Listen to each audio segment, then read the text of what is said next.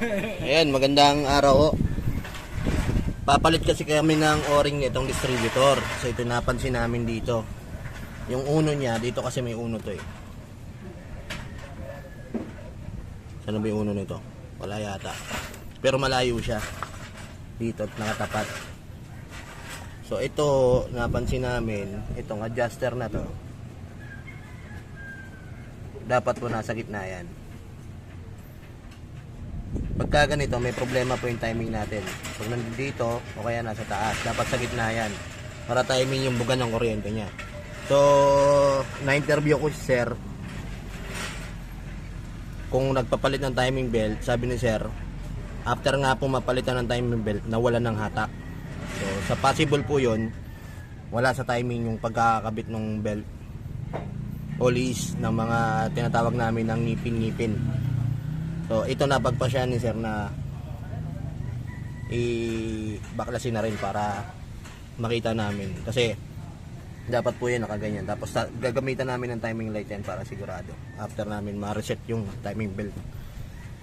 Kasi ganun lang naman po yung history niya. After daw nung papalitan ng timing belt, nawalan ng hatak. So ang ginawa ni sir, in-adjust niya dito sa distributor. Kaya sagad yung adjustment niyan. Tapos after nun, okay na, after nun na-adjust nyo, okay, naging okay po no. Ayun, naging okay. So liis nga yung timing nito. So babaklasin natin itong timing belt natin para i-reset natin. After natin itong ma-reset, papakita ko sa inyo kung ilang ngipin yung problema nito. Na dapat kasi timing yan eh. Timing distributor, timing camshaft, timing yung crankshaft. Okay, nabaklas na ho namin. O, ito yung ano, naka-top dead to. Kaya nakita ba rito? Dito tayo. Ayan, ito yung marker nya. Naka-top dead center yung ano natin, piston. Ito yung movable, ito yung stationary. So, tapat na po dito. Ayan. So, naka-top dead tayo. Good na yung piston natin. Dito tayo sa ibabaw.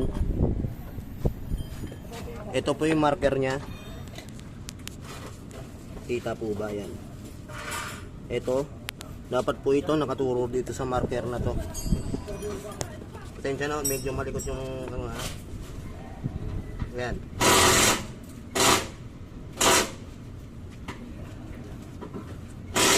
Ito po yun, dapat tatapat dito. Yan. So anong nangyari, dito siya natapat. Yeah, pininturahan ko na ng kulay blue para makita. Dito siya nakatapat. So anong nangyari, this ng isang ngipin kung tawagin namin. Ayan. Dito siya dapat, ito.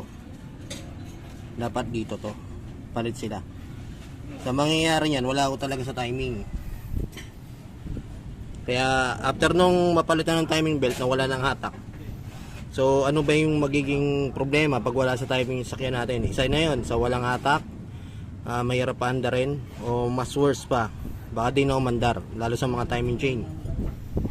So ngayon i-reset natin to, tatanggalin natin to. Ngayon nakauno naman to yung mga balbulan niya. Tapos itong distributor niya layo. Dito yung dapat nakatapat kasi yung ngayon yung uno niya eh. May uno nito. Ito po yata. Nakatapat siya sa gitna. Hindi dapat ganun. Tapos ito, itatapat na natin to. Timing light natin to para sentrong sentro. So yun, i-reset lang natin. Ganun o yun. Pag sobrang layo naman, hindi niya kayang habulin dito yung timing niya. So, problema yun. Kahit ilihis nyo ng ilihis yan. Kaya yung kwento pa lang ni sir na after mapalitan ng timing belt, walang hatak. Tapos nung ginalaw niya to, nagkaroon ng hatak. Yung malayo talaga. Kasi dinisign naman po yan para naka-timing talaga. Yung bukas ng balbula natin, sa piston natin. At the same time, buga ng distributor natin. Kaya reset na lang natin. Okay, tinanggal lang namin yung timing belt. Tapos uurong namin to. Kasi ito yung dating setting niya. Dapat ito ang nakatapat dito. Sige, pakanan. Sobra. Hop. Silipin mo na rito. Yan. tapat na. Okay. So yan, malaki yung epekto yan kahit isang ngipin. Mas lalo pag mga dalawa, tatlo, medyo ano na yan, may problema na sa makina yan. So yun, kakabit na lang natin yung timing belt. Sabit natin timing belt ulit. Okay, nakaset na, naka-set ano na rito sa baba, timing na. Tapos pasok na rin dito na siya nakatapat. So after nyan, iikutin pa natin yan para ma-sure lang natin na tama talagang timing natin. Sige, pag ikot po nyan, kahit maraming beses basta tumama na yan, pero kahit isa o dalawa pwede na yan. Kailangan tatapat siya ulit. Pero pag hindi pa rin tumapat yan, kailangan itatapat ulit.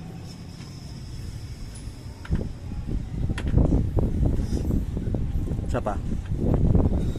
Sige.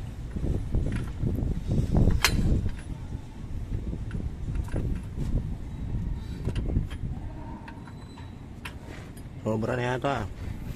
Sobra na. Balik konti. Okay. Yun. Ayun o, sakto na o yan. Ito siya o. Ito, kita ba? Parang di kita. Ito po yung guhit niya. Yan. Pag binaybay natin yan, papunta ron, tapat na siya rito. O yan, naka-timing na yan. Saka natin i-set yung distributor. Okay, go. Ayun, good day. Ito na si sir. Ginabi na kami. Hindi ko na nakuha na ng video after magawa kasi may naiwan na trabaho pa kami rito. Bali, ginabi na kasi kami nun. At Miyerkules namin ginawa. So, Friday na ngayon. So, ito na yung naging timing niya. Sana nakita. Ito. Yan. Nasa gitna na siya.